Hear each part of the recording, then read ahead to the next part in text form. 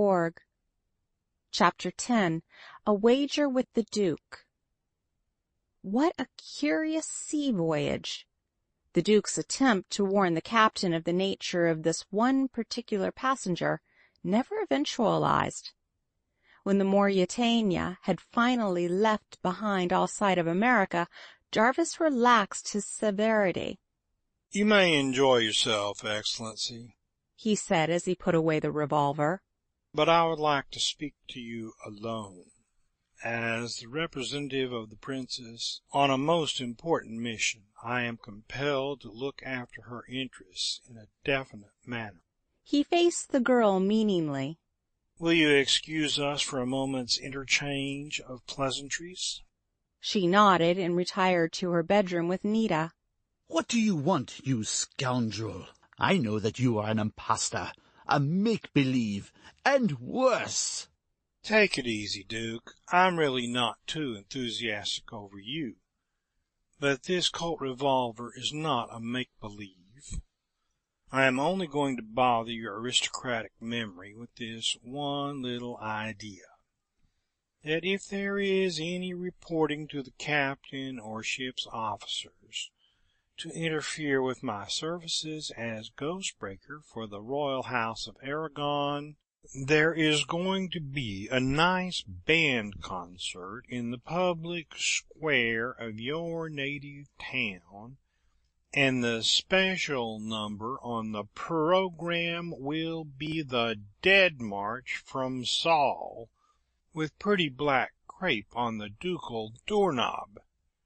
Do you catch my meaning?" "You Yankee pig!" "I'm not a Yankee. I'm a Johnny Reb, by birth and education. But both Yankees and rebels acquired a reputation for marksmanship about 50 years ago." The jest died out of his voice. "One whimper from you, damn you, and I'll shoot you as I would a mad dog." There was such a savage rasp in that mellow Southern voice that the Duke instinctively dodged backward, as though expecting the first volley. "We shall see what we shall see," were his final words. "And if I see you about the cabin of my cousin again, well, perhaps the officers of this ship may take a hand." Warren pursed his lips into an ironical grin. "You know, a member of my profession doesn't take a solemn oath to wait until the remains are resting in pieces. It might not be a difficult task to take up an avocation as well as a vocation. I wonder if I couldn't be a pretty good ghost maker. Think it over." Jarvis, with a simple word of good-bye to the princess, returned to his own cabin, where he lost himself in slumber. The tortures of his trunk trip were still with him, in aching muscles and strained ligaments. The girl wondered what had become of him, for it was not until late in the evening that he telephoned to her at the suite. She was on the deck, listening to the orchestra concert. Nita responded at the phone. Jarvis surprised the girl by a voluble discourse in Spanish. He had mastered it in his tropical travels. It was to come in as a life-saving accomplishment before the end of the adventure. "Tell me, Nita, have you good eyes?" he curiously inquired. "Ah, señor, so I am told," was the ingenuous reply. "Well, in that sense I have my doubts about their goodness. But what I want you to do, for the sake of your princess and her brother, is keep those black eyes eternally watchful. I'm expecting some curious tricks from one we know. Let her know what you see, and she will tell me. Remember, keep looking, listening all the time." Nita promised, and Warren repaired to the lounge, where he observed the Duke nursing his ill humor over a lonesome absinthe frappé. Warren did not seek companionship either upon this journey. He knew too many men in the ranks of the international traders to dare risk recognition. The great roadway between New York and the European ports has now become a veritable promenade. Thronged with travelers, it is no longer a lonely passage. The great steamship was crowded on this trip. Rusty, being in good luck to obtain a stateroom, relinquished just before sailing time. With nearly 2,000 people on board, it was a floating town, and more than once, in the crowded decks and saloons, he caught glimpses of men he knew in club, college, or business. He would invariably beat a precipitate retreat. His daily procedure was hermit-like. With the exception of an early morning stroll, alone, on the promenade deck, he took no more chances after that first morning. His meals were served in his stateroom. From the splendid library of the ship he secured ample reading material to while away the time. At night he spent an hour in walking with the princess, and they were wonderful moments. Each evening he seemed to grow better acquainted with this unusual woman, finding beneath the surface of courtly reserve a depth of feeling, a breadth of humanity, which would hardly have been believable from her calm, almost indifferent manner. Her education in an English school had internationalized her. Her wide knowledge of books in all the literatures of Europe, her familiarity with the best of art, poetry, the drama and music, had made of her a delightful, ever-surprising traveling companion. The girl was interested in everything American.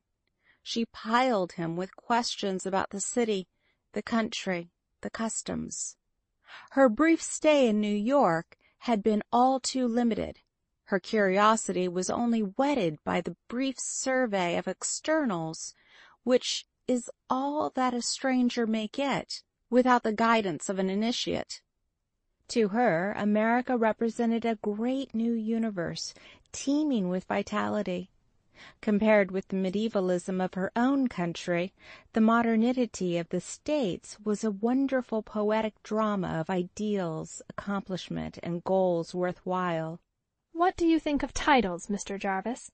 asked the girl one evening. "When you made your recessional into the Middle Ages, by taking the feudal oath to me, you were flippant, almost sarcastic. Yet by my standards, I could not feel that any man could defend my interests with propriety unless he were of my own people. So, you were adopted with more seriousness than you supposed." Jarvis flicked a cigarette into the swirling waters far beneath them as he answered, "Titles do not appeal to Americans as a general thing.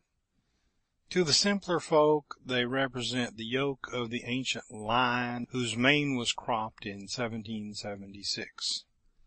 To the broader folk they are no more than the marks of family, although I must confess that your worthy cousin would create much fluttering of hearts and waving of ivory fans around Newport and Lenox, where American hearts of a sort, and American fortunes of questionable worth, are bartered for a tin-plated coronet.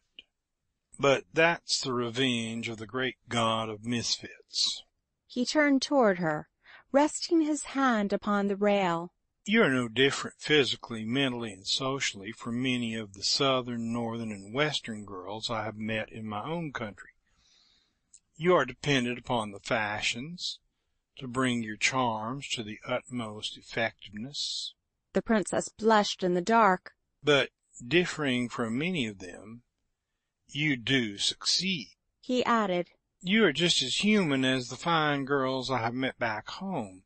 Your titled classes correspond with the fine old families of the United States, and we have the advantage over you that by our own endeavor we can change the titles, by our own efforts, without waiting for the death of our loved ones." His mind turned to his own mother, to whom his successes had been a source of increasing happiness.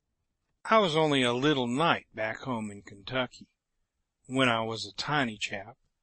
As I went into the world and fought the battles and won some, after losing more. To my dad and the mother I became a prince. And the great thing about being a prince to your family in a republic, as compared with being a prince in a monarchy, is that a chap must keep on making good in the job, or he'll fail of election, just in the years when he wants it most. To tell you the truth, Your Highness, America is crowded with wealthy families, socially prominent, old colonial families, 2 or 3 million Mayflower blossoms, and similar Philistines.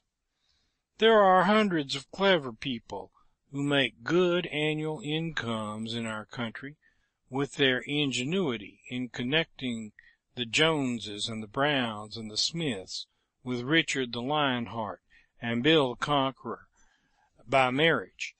In my native state, Kentucky, there are enough majors, colonels, and generals to officer the armies of Europe.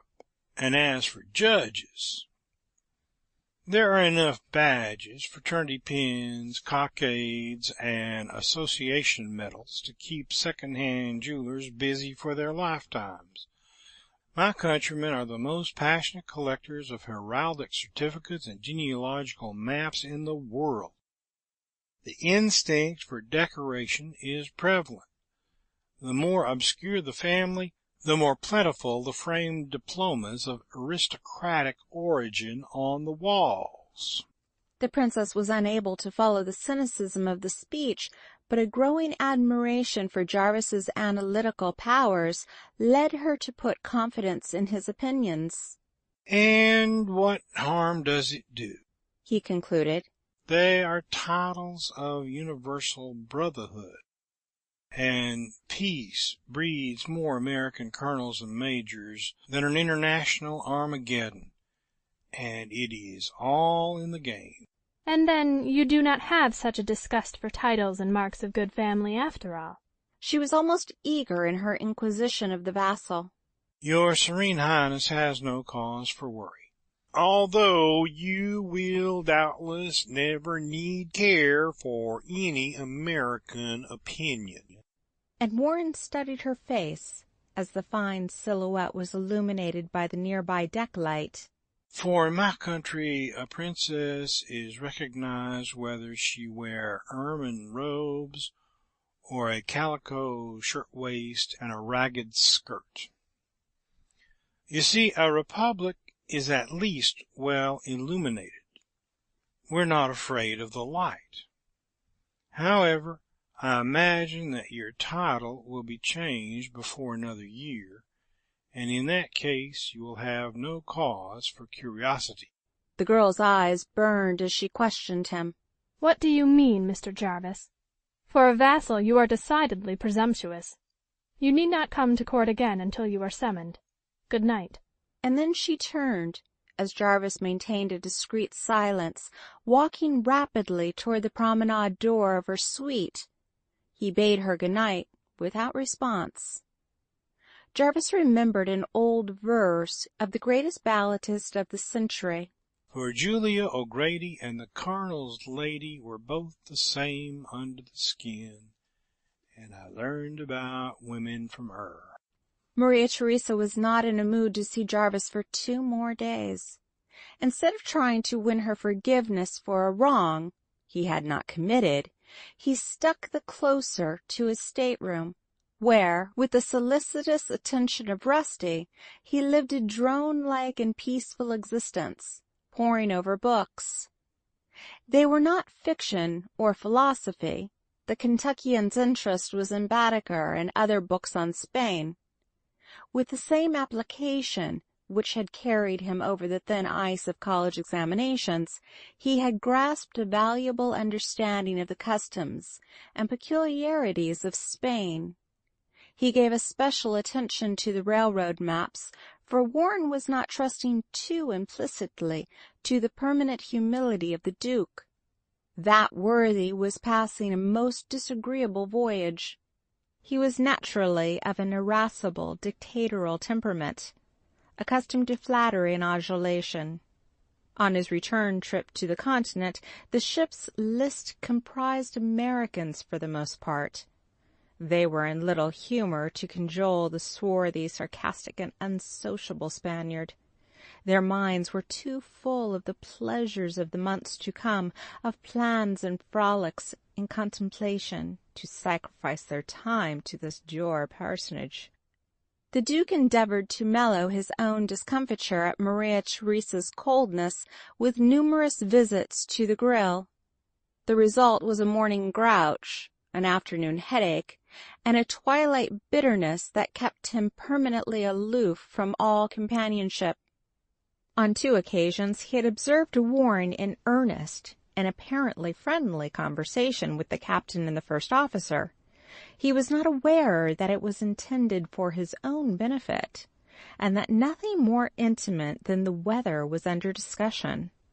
But it presaged a prompt information to the Ghost Breaker in case he registered his complaint. The Duke's methods of warfare were not of the gallant charge against entrenchments variety. He specialized in the executive ability which directs the activities of other men, and so he bided his time. The 5th evening out from New York Harbor, they were due some time the following day in the Mersey. Dependent largely upon the tide and weather, he could stand no longer the evident growth of friendliness between his cousin and her employed assistant. Maria Theresa had forgiven the Kentuckian for his jest, without the formality of an apology, because she was a woman. She had once more yielded to her loneliness, and walked the wind-swept promenade deck to discuss their common subjects. As Jarvis bade her good night and stepped into the shadow of the deck, he observed the aristocrat knocking angrily upon the cabin door. "Let me in, Maria!" cried the Duke in Castilian. "I must talk to you for your own good." I suppose that means my bad. Muttered Jarvis. I'll just smoke another cigarette in the neighborhood to see how things go. The Duke was admitted. His conversation in the parlor of the suite seemed to last for half an hour. At last the door opened, and he reappeared. He was talking excitedly at the doorway. "What I have said to you I would say before him, were he not skulking in his cabin, afraid of justice. He is a pig of a poltroon," cried His Excellency. "I wish he were here now, and I would tell it to his face." The girl replied calmly, so quietly indeed that Jarvis could not distinguish the words. But he stepped forward and laid a hand upon the nobleman's arm. Carlos jumped nervously, as though bitten by a snake. Here I am, Your Excellency. Let's hear what it is you have to say. The other swallowed his collar, speaking with difficulty. I cannot speak on the deck of the ship," he exclaimed. "Then come into my cabin again," said the princess with pardonable asperity. "You may tell Mr. Jarvis your opinion of him now." Jarvis gave the Duke an ungentle shove, with the result that the troublesome door threshold again intercepted to demonstrate the laws of gravity. The Duke sprawled most unromantically upon the deck inside. He scrambled to his feet, muttering Spanish oaths. "Dog, if you were my equal socially, I would challenge you," he spluttered. If you were my equal physically, I would punch your head, was the apt reply of the American. Now let's hear this opinion which you are so anxious to tell to my face. There was a humorous twinkle in the dark eyes of the princess, and Warren observed, down the passageway to the private stateroom, the smiling face of Nita, the maid. "Well, Mr. Warren, I merely said that I know you to be what you Yankees call a humbug, for some purposes of your own, perhaps to attempt a theft of this imaginary fortune you are trying to get to Seguro. However—" And at the quiet interest on the face of Jarvis, he was emboldened to make his statements more emphatic.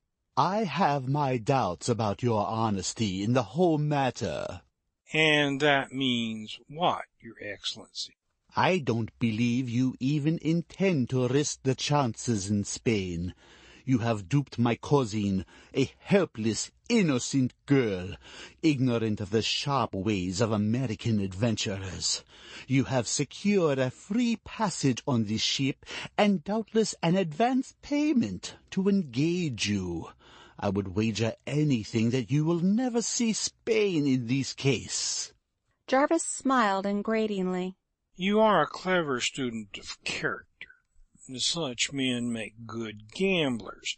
How much are you willing to wager on this little affair? How much will you bet that I do not appear in Spain? The Duke of Alva bit his lip. He had lost too much in recent gamings to afford greater risks just now. But he was a sportsman. Particularly did he wish to impress his kinswoman. I will wager £1,000 of English money, $5,000 in your American rags, that you will not appear at Seguro in time to help the princess. That's a great deal of money, especially for a hard-working businessman like myself, answered Warren. What are the exact stipulations of this wager? I might borrow the money from the princess as an advance payment for breaking the ghost. Carlos sneered exultantly. Yes, you might borrow it, but there is not so much ready money around Seguro. My terms, if you care to know them, are these. I wager the £1,000 that you will not be at Seguro 3 nights from tomorrow, the time when we will arrive according to the train schedule. However, why should I waste talk with a man on a bet which is not for tradesmen, but for gentlemen? Who would hold the stakes? The Duke smiled and waved a gallant hand toward his cousin. Who better than my kinswoman, the Princess of Aragon? Who better? Echoed Jarvis. He was fumbling with his waistcoat, his back to the princess and her cousin. Suddenly, with a jerk, he brought forth a leather money-belt, which had been tightly bound about his body, diagonally over one and under another shoulder. The Duke's eyes protruded. Jarvis dropped the treasure chest upon the table, while even the princess evidenced her surprise. Opening the little pockets which joined each other along its entire length, he began to pile up gold pieces.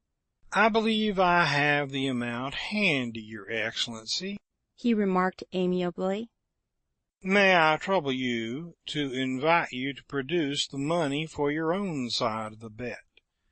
We have a vulgar custom among us in America of requesting the other man to either put up or shut up. It happened that this cash had been carefully drawn from his resources before the eventful last evening at the club. Jarvis had prepared himself for all exigencies. He had not imagined that the first use would be a reversal to the ancient custom of his ancestors in the Bluegrass State, a bet upon a race. But blood would tell, and here he was in the time-honored custom of the family. The Duke had not seen so much cash since his last ill-fated pilgrimage to Monte Carlo. He was staggered, but the musical laugh of the princess brought back the haughty savoir-faire for which he was noted. Ah, well, I understand you, sir, he stammered, with improving volubility. Very good. As the Duke of Alva, it is not necessary for me to produce the exact cash on the spot. The word of a Spanish nobleman is as good as his bond. It is a wager, and the terms stand. His black eyes studied the pile of gold coins with sparkling interest. Very good, twice in the same place. The word of a Kentuckian is as good as his bond. I agree to let the princess be the stakeholder. She may hold your word and my money belt. Your Serene Highness, will you do me the honor? and he turned toward the blushing girl as he handed over the treasure. The insult was not lost on the Duke, but as Jarvis reached for his hat, he could not resist a final slap. Good night, Your Highness. I advise you to be very careful with the lock on the door. The ship lands tomorrow evening, and some villain may break into your stateroom, rob you of the Duke's word of honor, and sell it to some enterprising Liverpool pawnbroker. Pleasant dreams. I hope to welcome you to Seguro, Your Excellency. Don't spend the 5,000 until you get there. Remember, the home industries need encouragement. And he walked out to the promenade deck. The Duke looked at his cousin, flushed a swarthy red at the cynical laugh on her pretty face. Then he, too, hurried out through the saloon passage. He was anxious to get to his own stateroom to think things over. End of chapter 10.